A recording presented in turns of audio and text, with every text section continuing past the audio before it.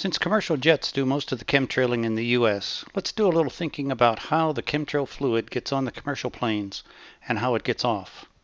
When a plane lands and stops at the jetway, it has to go through ground services: refueling, galley service, potable water service, lavatory service, cleaning crew, compressed air recharge, possible hydraulic fluid check and recharge, conditioned air, external power connection, and baggage unloaded and reloaded. From observing chemtrail spraying, it's evident that chemtrailing can be turned on and off as a commercial plane flies. That means it isn't in the jet fuel, otherwise the plane would chemtrail from takeoff to landing, which it doesn't do. Pilots don't control chemtrailing, they are out of the loop. GPS or satellite, or a combination of both, is controlling, turning chemtrailing on and off. Since the chemtrail fluid can be turned on and off, it has to be in a separate tank on the plane. Who puts it there? Let's walk around the plane and see if we can figure this out. The air conditioning truck provides cool air for the plane interior and has nothing to do with chemtrailing. The starting air truck provides compressed air for those planes that still use it to start their engines. It's not doing anything with the chemtrail fluid. The electric power connection isn't involved in chemtrailing. Galley service removes the used galley boxes and puts new ones in. It's probably not here, as the flight attendants would ask why a box is put on board but never used. The bulk cargo loader unloads baggage and loads new baggage.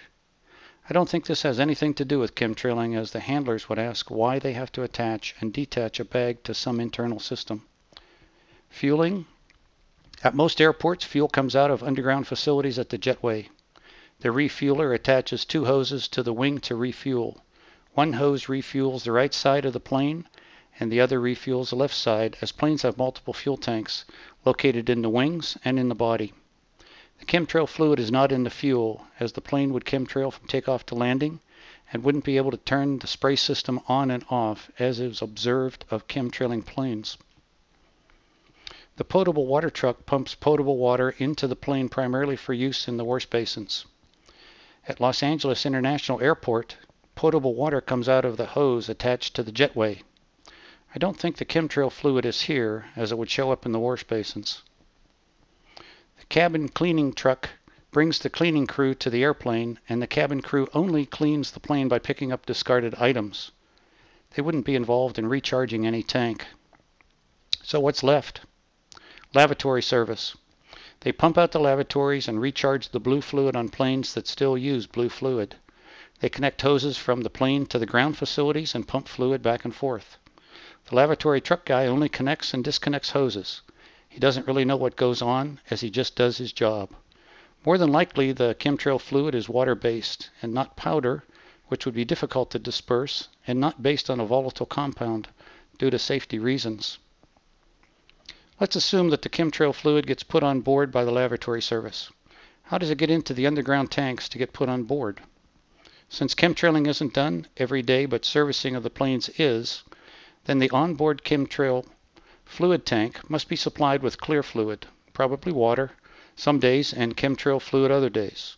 The injection of the chemtrail fluid into the underground facilities is computer controlled, probably by some computer system running in a secure facility that decides which airport will load chemtrail fluid and which won't, based on a complex computer program that evaluates the need for spraying over the complete United States, or maybe over the complete world, as chemtrailing is happening around the globe. When the computer program determines that certain planes need chemtrail fluid, the computer system turns on valves that inject the chemtrail fluid into the underground system. Then it's picked up and put on planes by the lavatory service.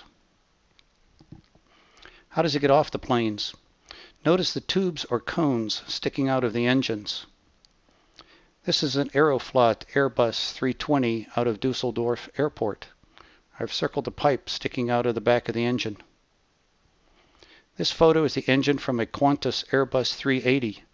The cone in the back of the engine has a hole in it.